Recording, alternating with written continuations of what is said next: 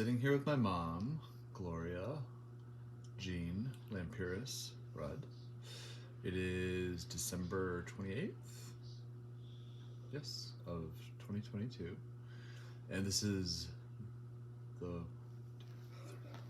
fourth oral history video that we are filming to tell her life story through the decades. Oh.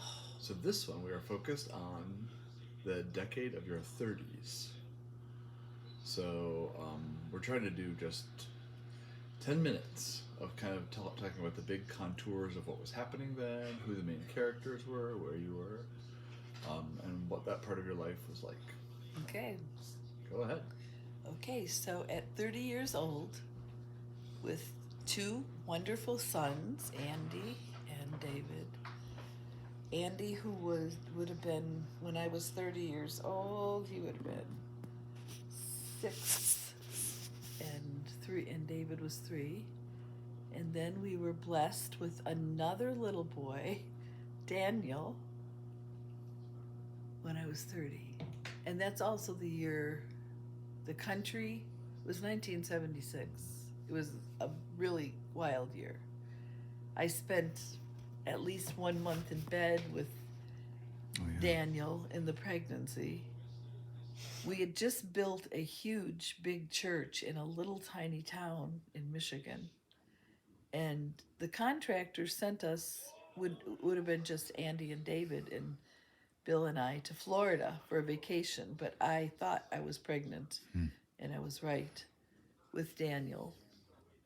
So that kind of spoiled my Disney World. I didn't get to go on all the crazy rides, but we had a great time. And that also was the year that my sister came to live with us in January to finish her degree from Cedarville, but she had to get more classes at Michigan State to finish her behavioral sciences. Yes, behavioral sciences. Basically a psychology degree. So she ended up working in a clinic in Owasso, which was 10 miles north of our house. And lo and behold, there was a boy in the church. And he came to my house asking for piano lessons. No, not many people know this, but he was engaged at the time that he did this. He was? Yeah. And he saw Nancy from across the room, and that was over. And we also had Eric Stratton coming to the door, trying to convince Nancy to go out with her, but she only had eyes for Ken Kirkland. And by November of that year, they were married. So it was very short courtship. They wanted to get married earlier, but I begged her to wait until after Daniel was born. He was born in September, late September, about 4 weeks early, and ended up with a very high bilirubin count, but he was okay. And the country turned 200 years old that year also, so 76 was a big year. I mean, yes, it was 76, and I was 30, and Bill was 30. And we just built a huge, big building. We just started a school in the building that year. So it was a very crazy year. We lived next door to the church in a parsonage.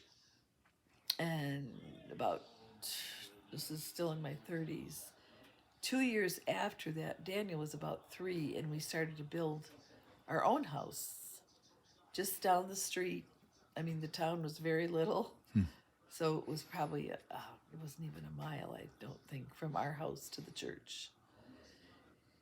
And we had a guy frame it all in, and then we did the rest. And I painted that whole house myself with a friend, a dear friend, who had schizophrenia. When she was on her medicine, we just had the most wonderful, fun time together, all the time. And she did end up taking her life. When she had to be off the medicine, she finally got pregnant, and it was very sad. Anyway, that's kind of a side note. That year, Daniel must have been 2, so I must have been 32. And that's when it happened with Linda. We took a trip to Florida. Wow. This was a crazy ride, also. Andy can remember.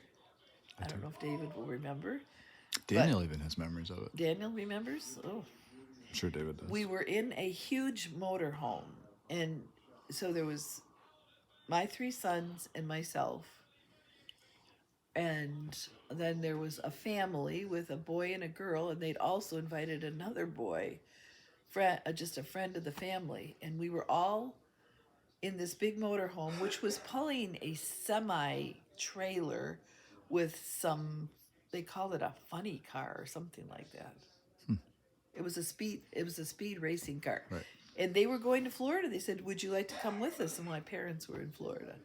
So we did. We all traveled and we had a great time all the way down. We had a great time with Mom and Dad. And then on the way back, we were just south of the Michigan border and all of us were sleeping.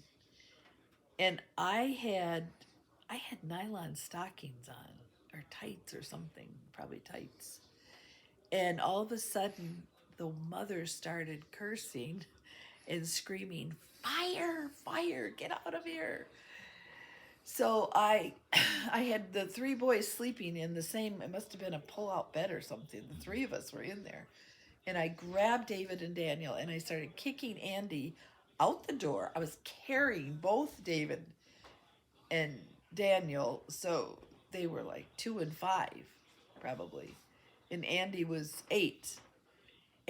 And he said, "Mom, Mom."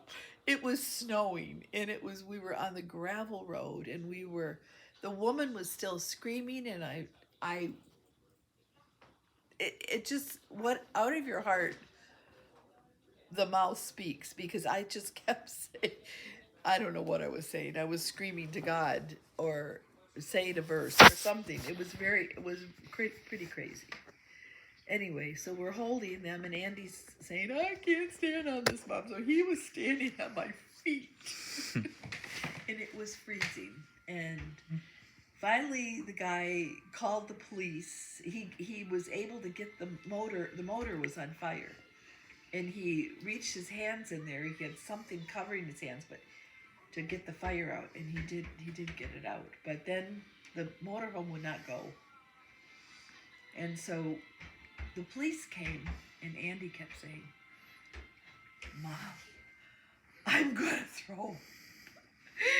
And the police officer turned. We were sitting in the back seat of this police car, and all 3 of us, and the officer turned around and said, "If he's gonna throw up, we'll let him up. He's just fine," is what I was saying. Yes. Andy, pull it together. You got to pull it together. It was very traumatic. I felt like it was very traumatic. I don't know how they felt about it. But, so we got out of the car at this old junkyard, which was filthy dirty, I thought.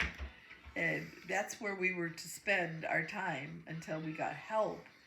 And as soon as we got out of the car, Andy threw up all over the place.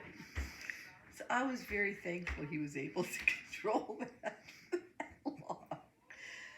And then, so I really hated being there. And so I called Bill, who had just done the funeral of this friend I'm talking about. And he was the one who walked into the place and found Linda. And she had shot herself, which was really horrible. With her, it was he and Pastor Cross that came in there. And so he was exhausted.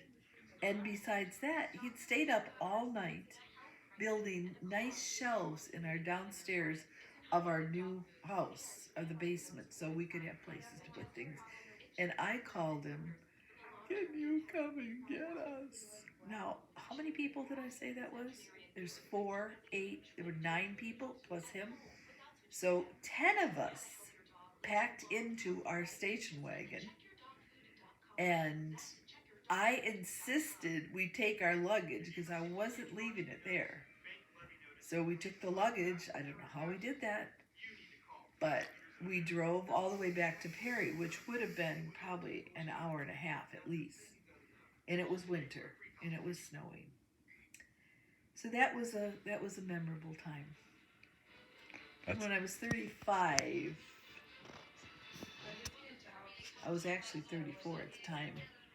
I started to have some problems, and we thought we'll never have any more children. God doesn't want us to have any more children. That's the way it is. I originally wanted 8 children. God was so gracious to me not to give me 8 children. But he knew what I needed and what I didn't. Anyway, so we went in. We had this very loud noise. I said, I think we better go see the doctor. So we did. We went into Lansing. It's a 20-mile drive from there.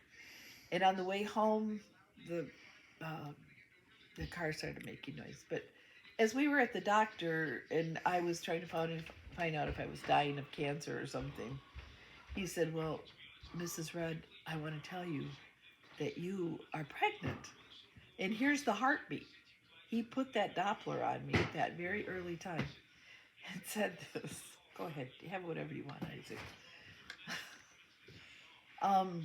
There's more food out in the garage, just in case. So I was shocked, very shocked, but thankful, because we did want 8 children at that time. And so we got halfway back and the car started rattling. This is another terrible, crazy time that happened. And we went right to the gas station of the man who would fix our car, and Bill said, "We've got this terrible rattle in the car." And so the guy flipped the hood of the car open, and out jumped a big rat. And the guy said, "Well, this is your problem. There have been rats coming into your garage." It was a brand new garage, and they have built up food all around the top of the motor. And so they were living there to stay warm. So a few days after, we said, okay, well, and we had to give the car that night to the youth group to take for a trip somewhere. I don't know where they were going, but so we had to find out what was the matter with it, and that it was just that, so we were fine. A few days later, of course, the doctor said, this is a very precarious pregnancy. You're going to have no excitement, just rest. Okay. So I'm laying in bed one morning, and Bill was getting ready in the bathroom, and all of a sudden we hear these shrieks from the living room, and it was our son Andy again. He had gotten his moon boots out of the garage, sat down on the piano bench in the living room, and he put one boot on, and then he tried to put his foot in the other boot, and there was something in there, so he took it off and he dumped it, and sure enough, it was a rat in the boot. So he's screaming, "Mom, there's a rat in the house!" And the rat was running down the hall, and my husband was in the bathroom shaving, and he knew something was in the house, but he wasn't sure what it was. So he came screaming out of the bathroom with his razor in his hand. It was a regular razor. "Where is it? Where is it?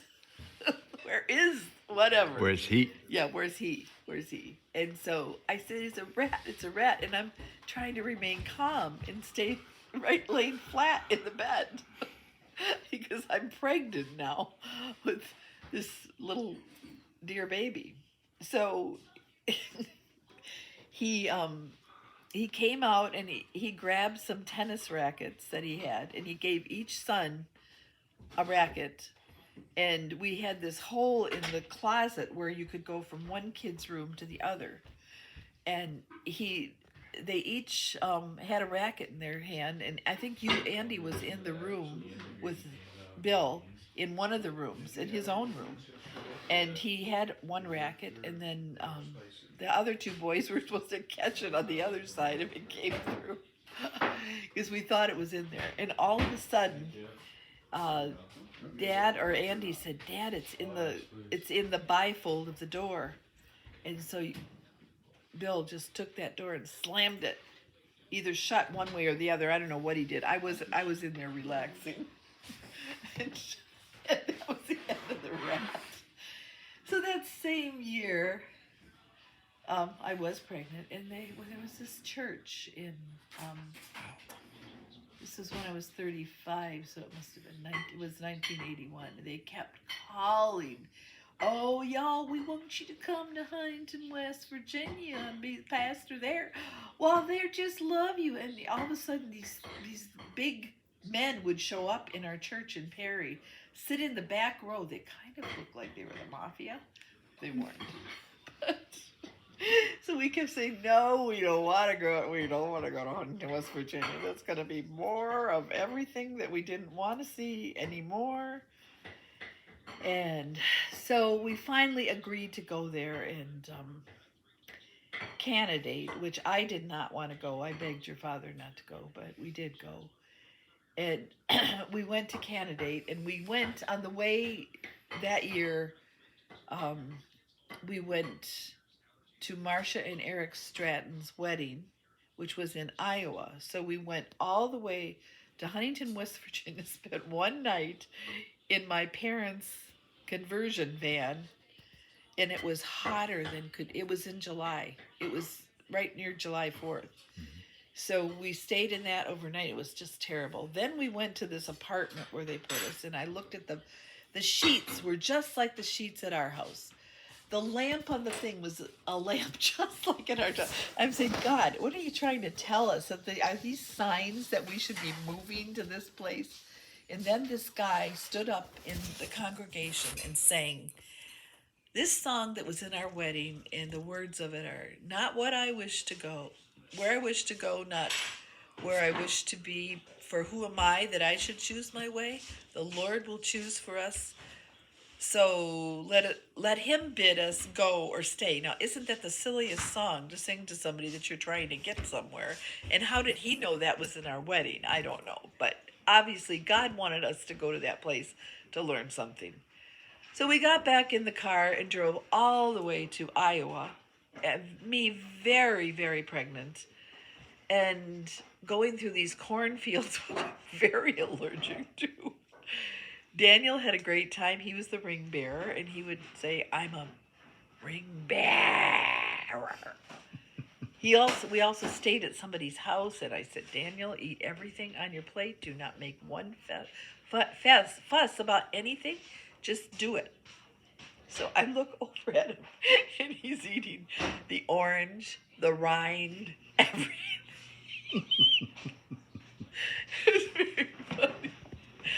Oh, that was a fun time. So we went back, and then I think we went right to the cabin that summer and rested for a little while, and then on our son David's birthday, it was his birthday, and we left that little town of Perry crying. I was crying all the way, very pregnant, and that was the 29th of. It was the 28th. That was the 29th of August. And we got to Huntington. I had left my doctor, and I was ready to deliver in a month, supposedly. But 10 days later, I left these three little boys sitting in a house where they knew nobody. And my husband had preached his first sermon there. And that's all we knew. And we were in a house that we probably should not have bought. But we did, because it was big enough, and I did not want to live in an apartment with all these kids, and we had a moving van that I've never seen such a big moving van in my life. And that was foolish, but we did it. We bought a house at 16%, and just so we would be a little bit more stable. But that day, I started to have labor pains, and sure enough, we went to Huntington Memorial Hospital, and the old doctor there said, "One more push and we'll go in the delivery room." And one more push, and there was Angela in the labor room. And I said, "Is this a boy or a girl?" "It's a girl." I said, "I don't believe you. Pick her up." And sure enough, she was a girl. So we had a beautiful blessing in all of our children. Let's see, that would have 35. We have to stop for a minute. Okay.